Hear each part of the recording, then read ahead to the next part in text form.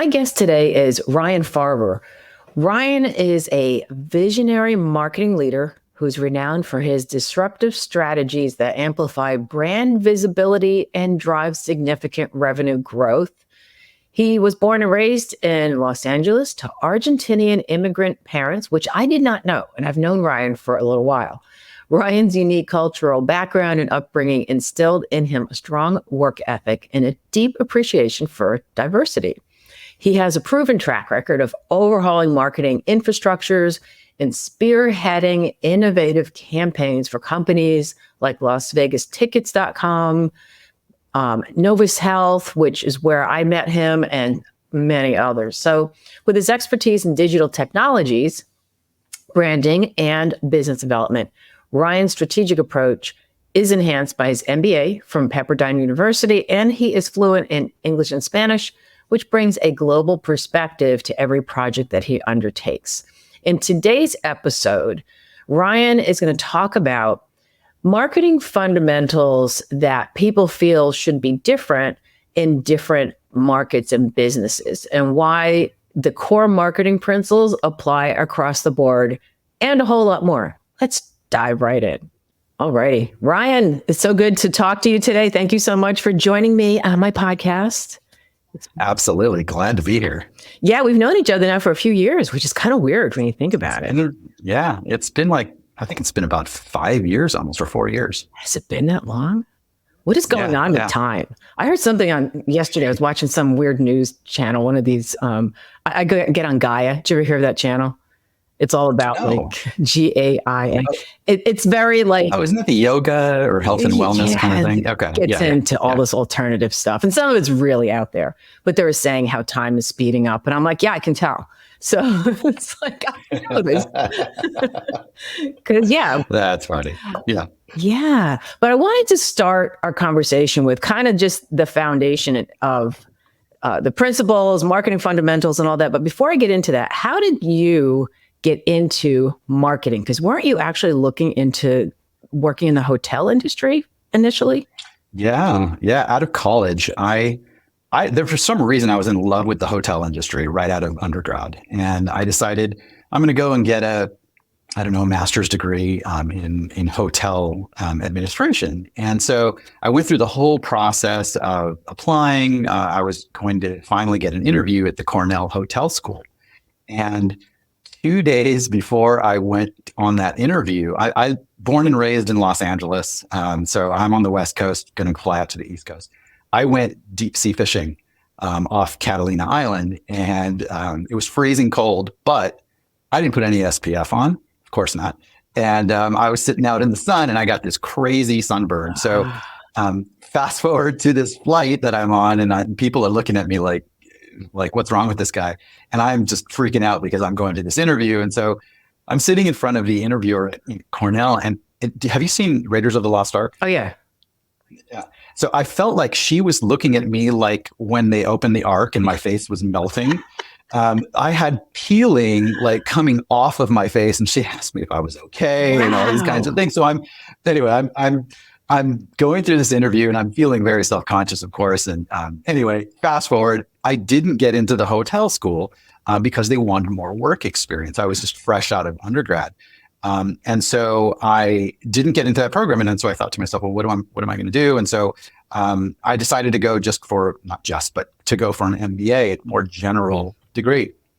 So I went to Pepperdine, and at Pepperdine, doing my MBA, I realized how much I enjoyed the discipline of marketing and the creative side of this business versus the numbers side, so they had two tracks. It's the finance side and then the creative side, the marketing side. So I decided to go into the marketing side. And from that point forward, I was just in love with marketing. So, so basically I'm a marketer because of a deep sea fishing sunburn. That must have been bad, because I've never seen someone with a sunburn so bad that people were terrified.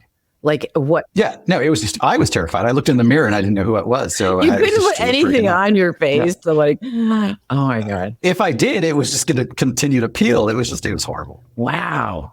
That is, well, there's a cautionary tale about not going deep sea diving before an interview. That's what I would. That's Or what I'm thinking. fishing. Yeah. I was still on the boat. I never got in the water. Oh, So, wow. yeah. Yeah. Yeah, and you seem like Anyway. just knowing you, marketing seems like it would be your thing because you seem people oriented. And was that what it was? Because like for me, I started going to school for nutrition like way back when, and I didn't like it because it was so dry, and I'm such a creative person that it didn't. Is it kind of like that where like?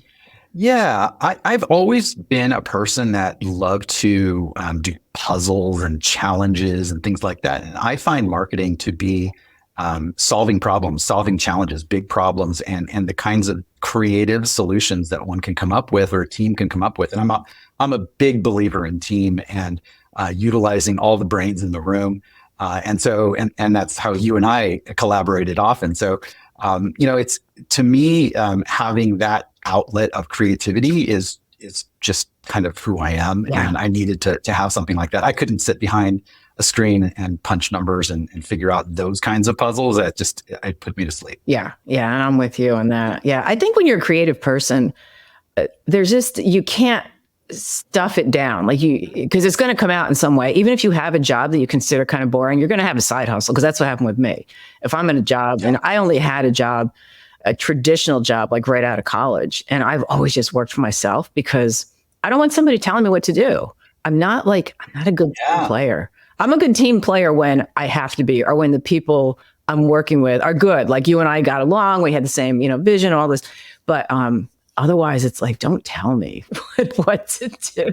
Well, and I realized that late in the game. So my entire career has been in small to medium-sized businesses and running marketing departments and that kind of thing. And just last year, I decided I couldn't take it anymore because just like you, I could not answer to people that just didn't get it. Right. And I just wasn't aligning with the vision of people within the businesses that I was in. And so I decided to start my own thing because I just wanted to deal with more clients, a variety of clients that I meld with, right, as opposed to me trying to fit into a certain place and try to figure out their one track for marketing. I wanted to deal with multiple clients and kind of solve those puzzles. Right. And I totally am on board with that. And you talk about like marketing fundamentals. Are there fundamentals? What are the fundamentals? And do they cross over into every niche or industry? I am a believer that marketing is very common between B2B and B2C and across industries. And I feel that as long as you have these fundamentals in place, especially as a small to medium-sized business, you can achieve a lot of what people are telling you to go in one way or this way. If you just have the fundamentals in place, most of the work. And then you get into nuance and you get into the kinds of things that, if you're in B2B, you're going to, go for leads versus, if you're in consumer, you're marketing directly to the consumer. It's totally, to me, it's kind of the same for the most part. And then there's, again, those nuances. So in terms of the fundamentals, the website, of course, is like something that everybody should have a website. I'm a big believer in the website is your home, your hub. And from there, everything kind of just goes. It just, it's branches from a tree. And so from there, once you have your website, then you just have to identify things like your target audience and the work that you and I did extensively, which the value proposition. That is something that's universal. I mean, everybody needs to have that, whatever business you're in. So that's a fundamental. Mm-hmm. And then how you're going to communicate with different audiences, whether it's social media or, if you're going to have influencers or if you have content marketing that you're going to be creating or ads, that kind of thing.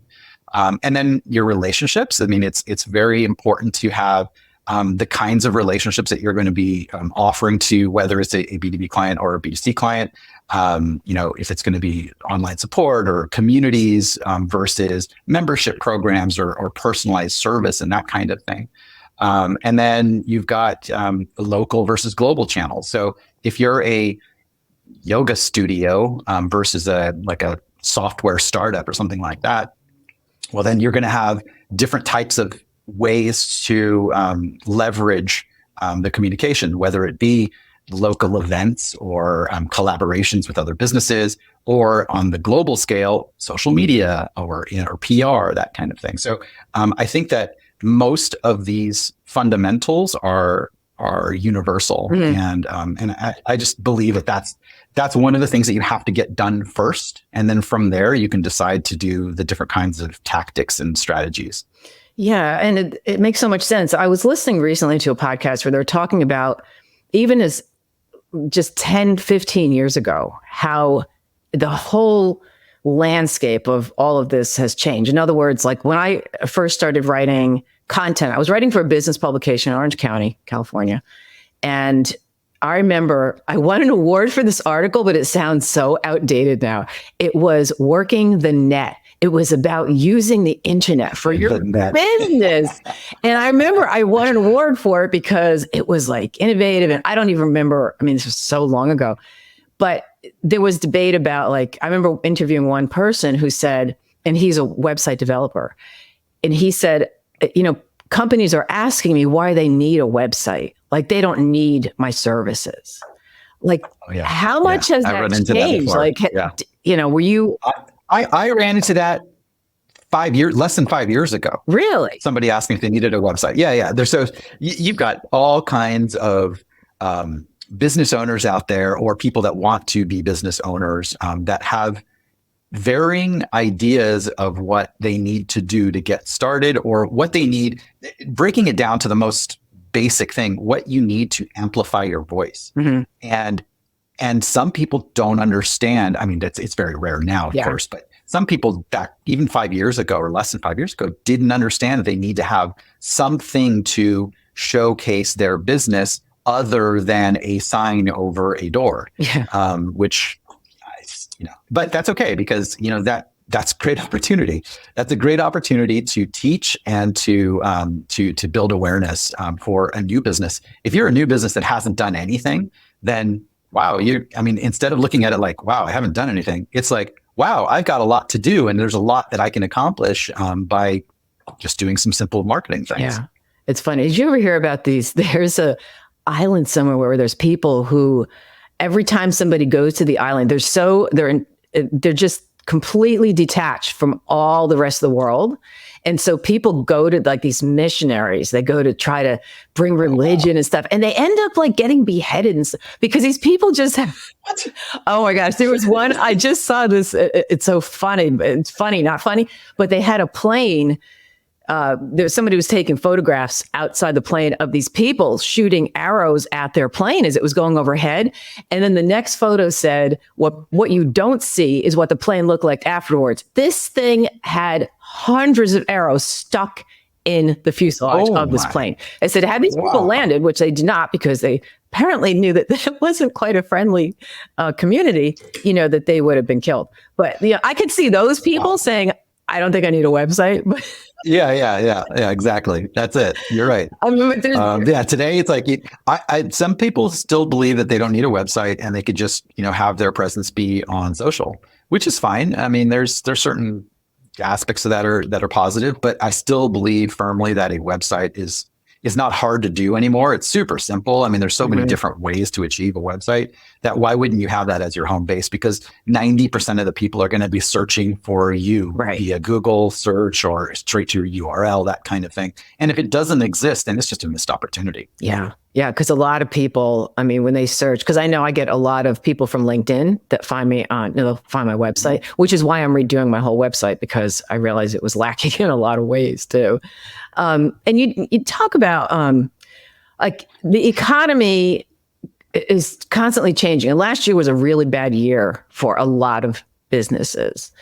What can a business do during these sorts of downturns? I think the economy in this country for the last, I don't know how many decades, it always goes through cycles. So there's always, it's like a roller coaster. So there's, you've got your valleys and your peaks, and it's always going to happen. They said, and I've read somewhere, but I don't know if it's completely accurate, but something like every 12 years or something like that. But we were in 23 was a really down year for so many people, so many businesses. There are lots of things that businesses can do during those downturns. basically focusing on your value proposition is probably something that needs to be the beginning.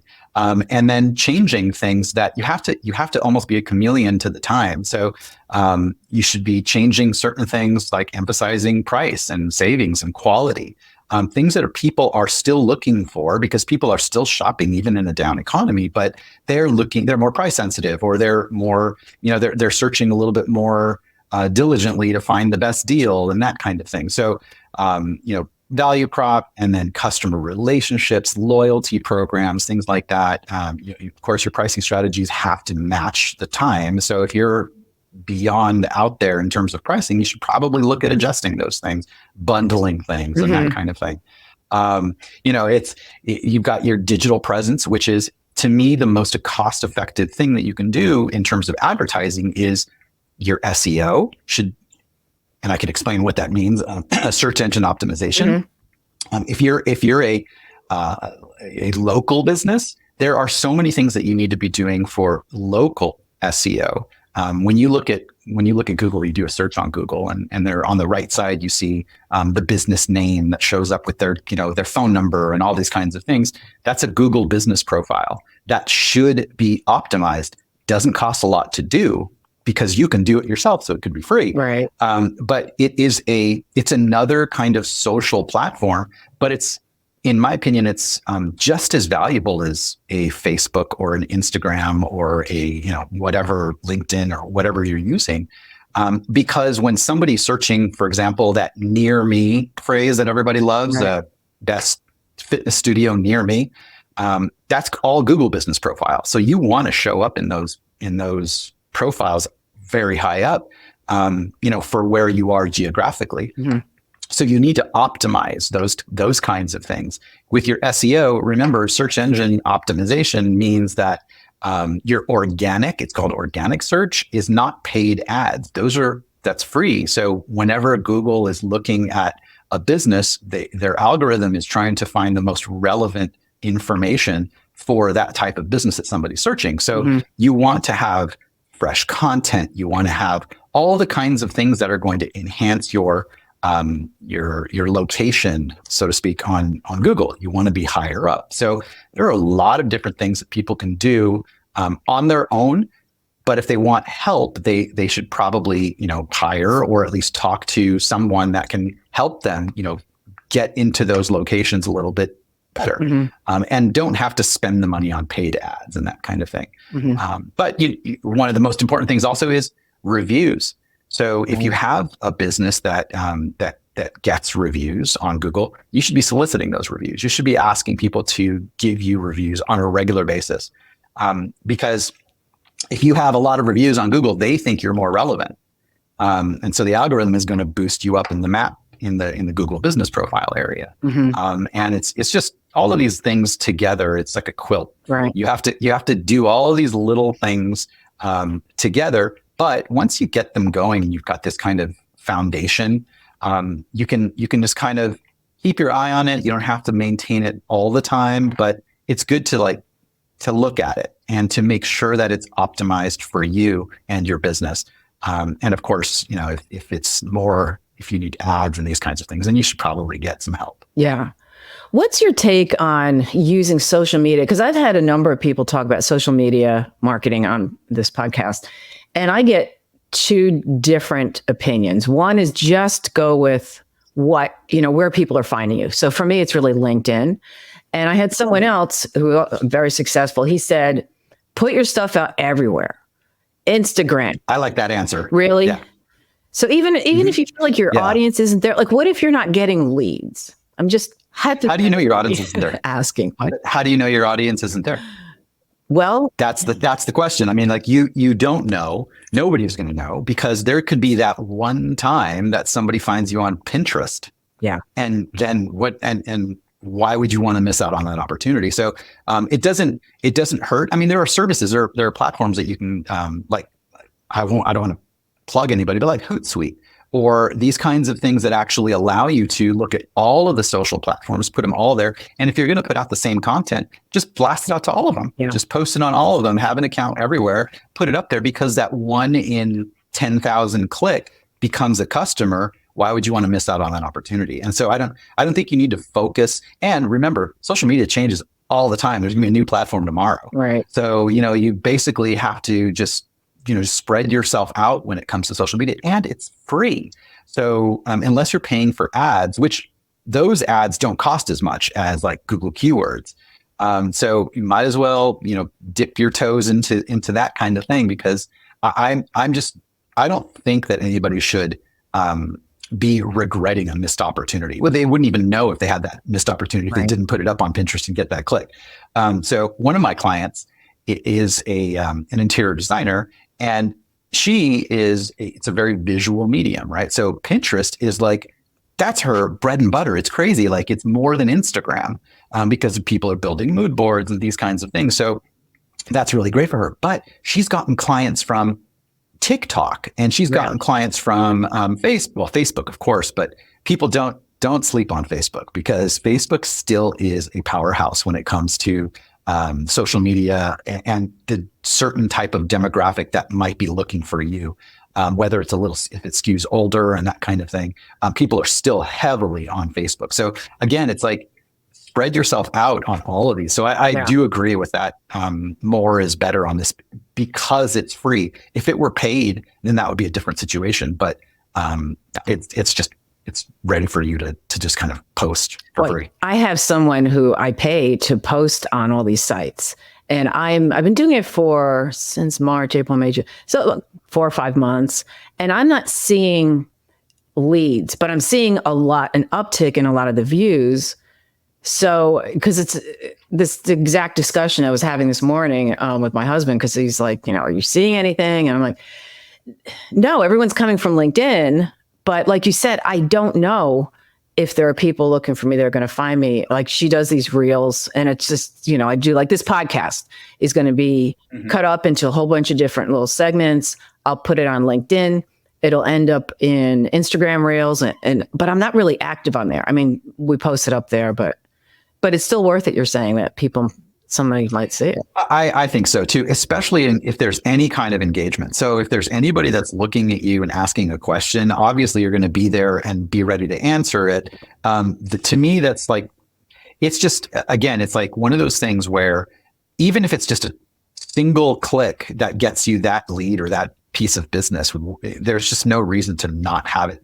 And it's so simple to post everywhere now, especially if you have a platform that you can do all the posting and all of the engagement in one place. So you don't have to log into a whole bunch of different locations, and you're looking at it. If it's coming in, you just respond and you're done. And if you have somebody doing it for you, even better, because then you don't have to worry about it. But as long as they're responding in your tone and voice, because that's a problem. Otherwise, I've had a bad example with that once. And I was working for a company where the owner was really out of touch in terms of social media. He was a little bit older, and one day he decided to log into one of his social accounts and saw questions that were coming in that the marketing department was answering.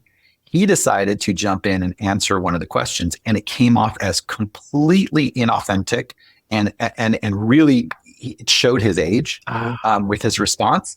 And it was a bad situation, because this was a person that was actually, it was a pretty warm lead. Like, it was somebody that we were engaging with. He jumped in to answer the question, and it was gone because his answer was it was not on brand. So it's just a matter of, keeping, especially if you're hiring somebody, making sure that they are with you with that same, they have to learn you. Tone and voice, and not AI. Yeah, for sure. It's interesting, because I thought you were going to say the opposite, where, the owner or the CEO, that was the voice that was working, but other people jumped in. Because I'm thinking like LinkedIn, it's so obvious when someone's using AI to both post. There's people posting, there's people responding with AI. It's just, it's getting out of hand, but it's usually pretty obvious. Yeah, it's crazy. And one of my current clients, we had this conversation the other day as well.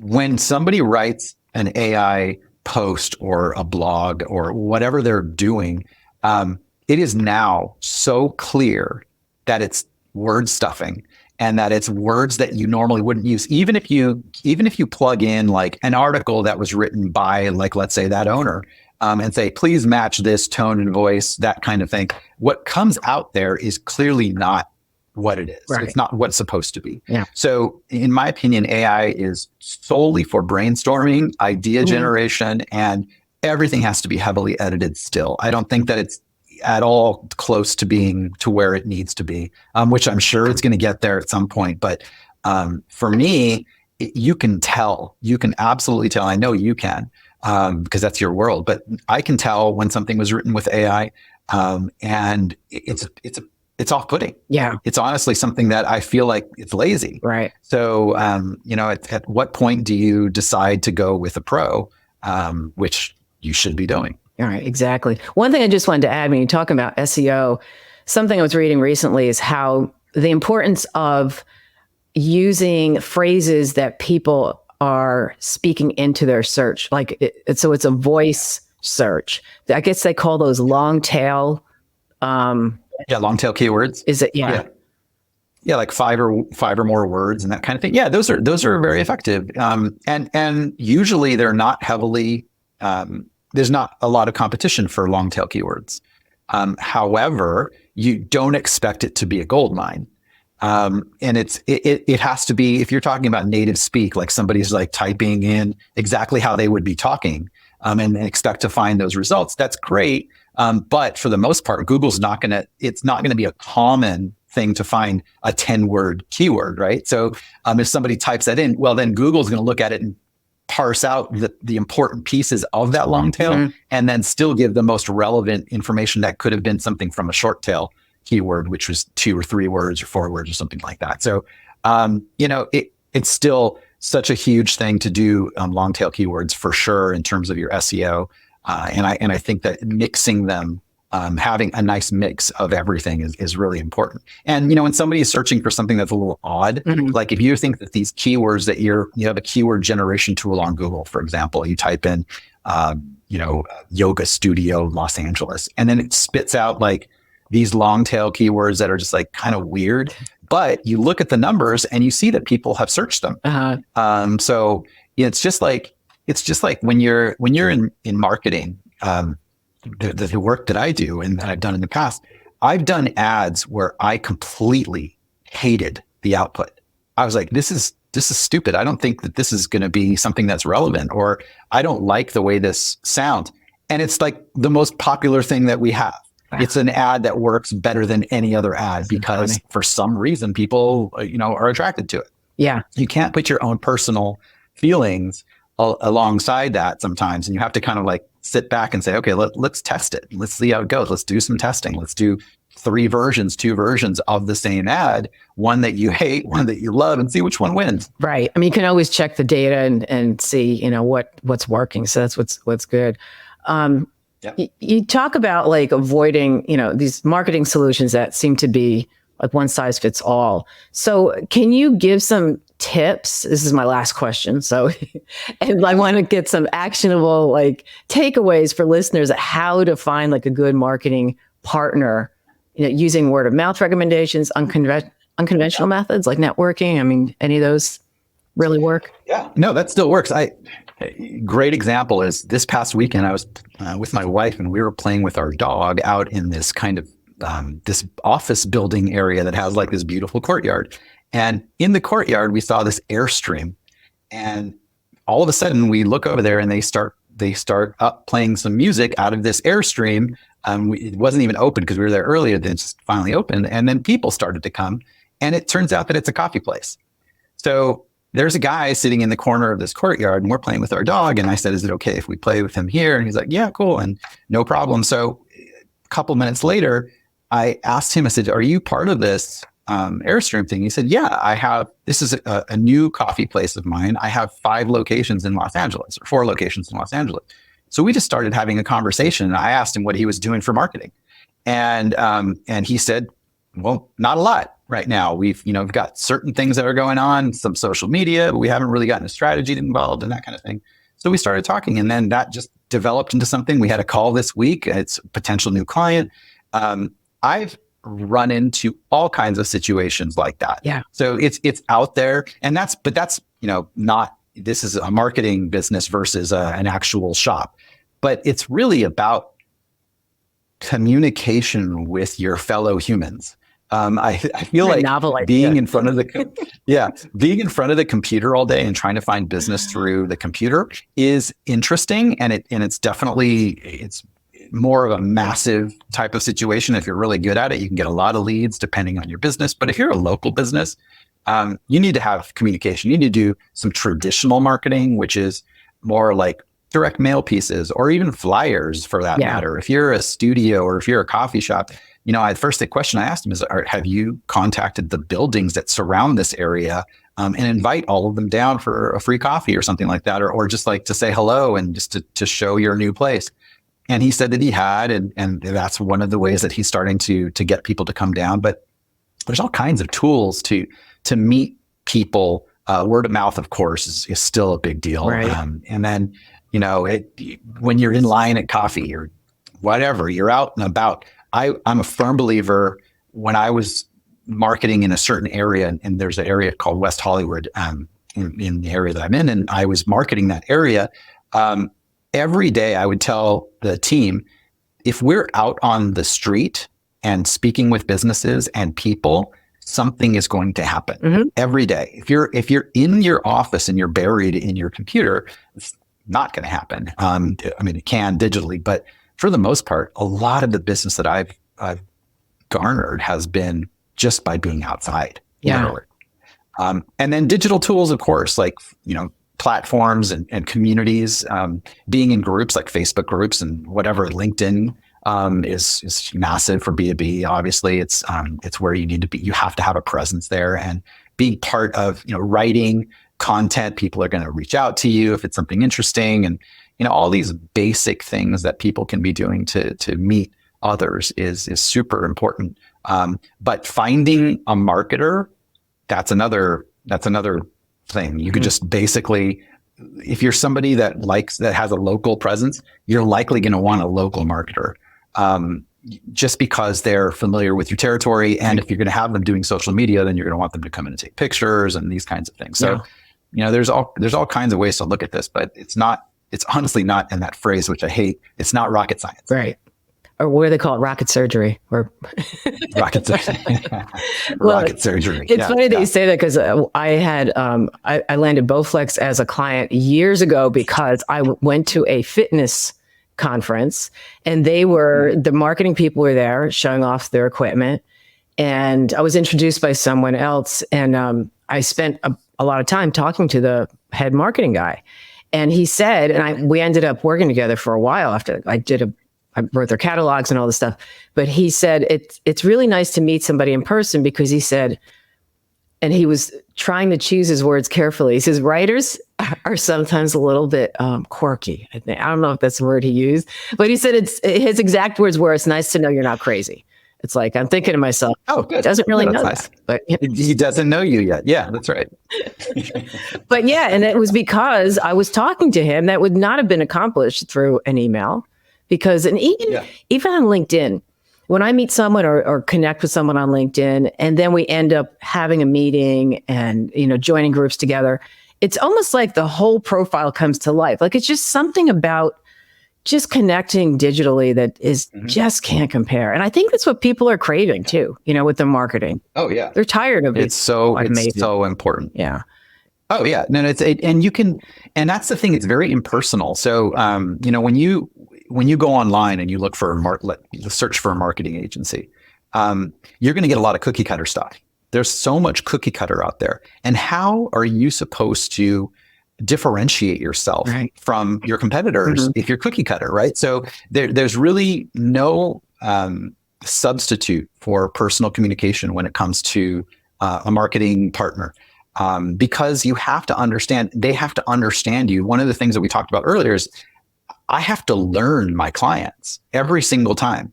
I have to understand where they, what their business is all about. I have to understand how they speak, who they speak to, who are their audiences, all these kinds of things that you really have to understand. And getting that from an automated platform, or the worst of all, here, I'll give you some examples, some other golden nuggets. So if you go on to, let's say you're a business that can put content that's generic out there, or that has been putting content that's generic out there. I think when we worked in the past, we were looking at generic content with the health company that I worked with. And the generic content, the problem with, like, if you go onto a site and it says, hey, you've got, we'll give you blog posts every month, or 2 blog posts every month that you can actually put out there. And here they are. And they're, you just put your logo on there and you've got it up, and it's really good. I think it's really bad. Yeah. Number one, it doesn't differentiate you at all, and it's not unique. So if you're buying it, there's a lot of other companies that are buying it. And so when they buy it, it doesn't help you with your SEO. And the problem with that is, or the reason is, whenever you put out a unique piece of content online, on your blog post, on your blog, on your website, whatever it is, Google assigns what's called a canonical URL, which is like, you're the first one to have this unique content. We're going to give you this URL, so you're the first one to have it. If there subsequently are other versions of that, or there are other copies of that out there in the world, they're not going to benefit from anything SEO wise. Only you will. Oh, cool. Because you were the first one to have that. And so you need to have fresh and unique content. And by the way, that's where the Lindas of the world come in. That's where the writers come in, because not AI, by the way, because AI is not going to give you a lot of SEO wins right now, but maybe later, who knows? But having either you're writing something or you hire somebody to write something, that is gold, because that then can be parsed, like you were talking about. I actually like starting one step prior to that. So filming a video, for example, like let's say, this is another gold mine, is FAQs. People don't understand they need to have FAQs. FAQs can be derived from your emails, from clients. So if somebody has a question, that is question/problem. Right. If you can address a problem, then you are building an FAQ.